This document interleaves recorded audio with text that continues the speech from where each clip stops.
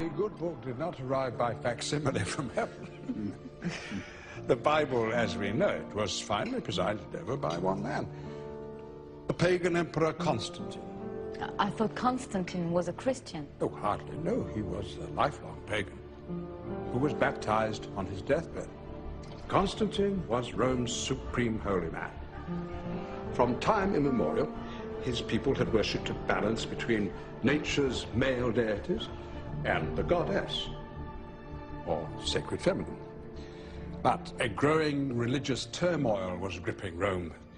3 centuries earlier, a young Jew named Jesus had come along, preaching love and a single God. Centuries after,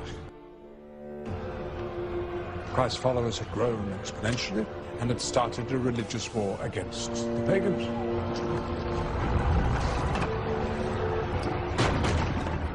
Or did the pagans commence war against the Christians?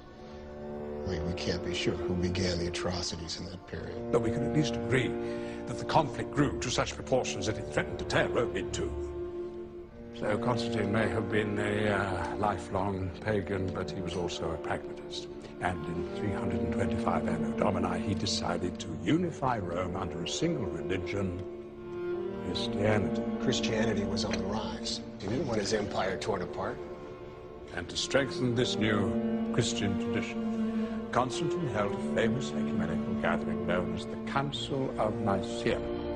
And at this council, the many sects of Christianity debated and voted on, well, everything from the acceptance and rejection of specific gospels to the date for Easter, to the ministry of the sacraments, and of course, the immortality of Jesus.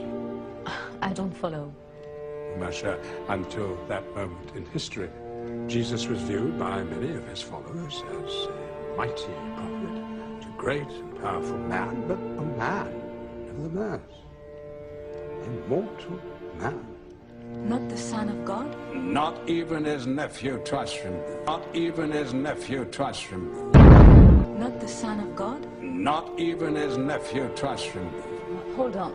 You're saying Jesus' divinity came from a vote? Well, remember, in those days, gods were everywhere. By infusing Jesus the man with the divine magic, making him capable of earthly miracles, as well as his own resurrection, Constantine turned him into a god, but within the human world.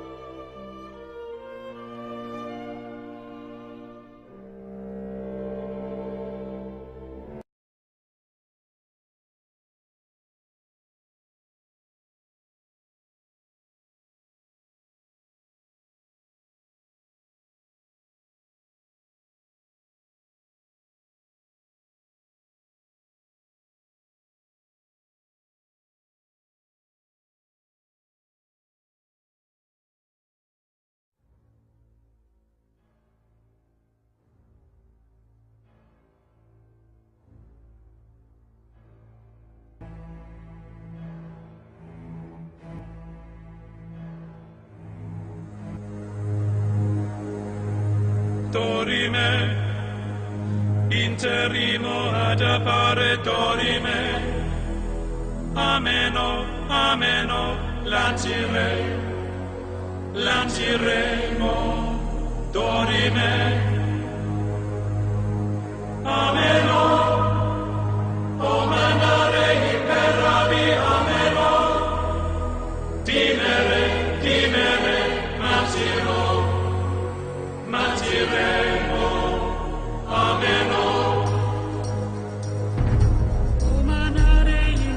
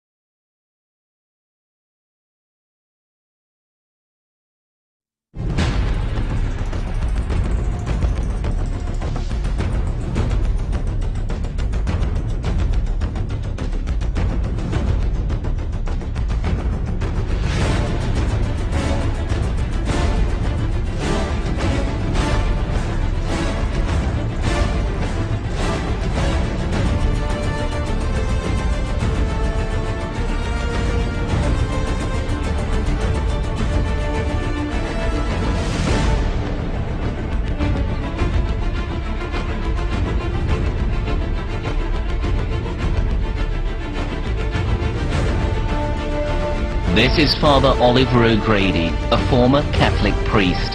The church knew he was a child abuser. Instead of reporting O'Grady, the church hid him from the authorities. No mistake, but part of a secret church directive.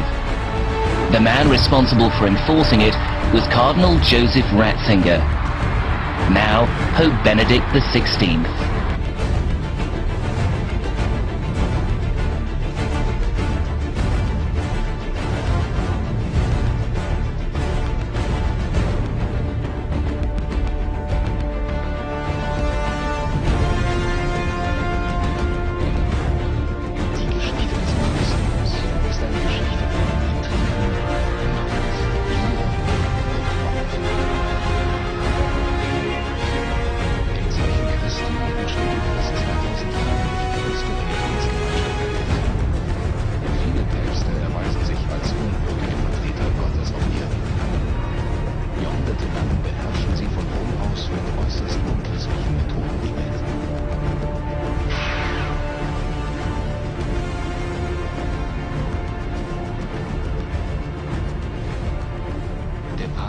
Ist Herr des Vatikans, eine der geheimnisvollsten Institutionen auf Erden. Doch was geschieht hinter ihren Kulissen? Der Machtkampf ist entschieden, zugunsten des Papstes. Im Januar 897 kommt es zu einem der makabersten Ereignisse in der Geschichte des Papsttums. Papst Stephan VI. Herrscht im Vatikan und scheint vollkommen verrückt zu sein. Er lässt seinen Vorgänger Formosus 9 Monate nach dessen Tod ausgraben. Ihm soll der Prozess gemacht werden. Aber was will Stephan damit erreichen? Päpste sind offensichtlich auch als Stellvertreter Christi, als die sie sich bezeichnen, nichts Besseres als ganz normale Kanonen. The Vatican has been ruling Europe for at least 1600 years. All of the royalty and celebrities and royalty of Europe are royalty. They rule by divine right, right? Well, where do you get the divine right from? You get it from the Holy Father.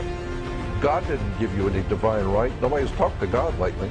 You don't need to talk to God. The Vatican will decide if you are one of their boys. And if you're one of their boys, the Pope will then, bless you with like they did Michael Corleone and the Godfather 3 and with the sword and all that kind of thing. And now you are divinely appointed. By who? By the Pope.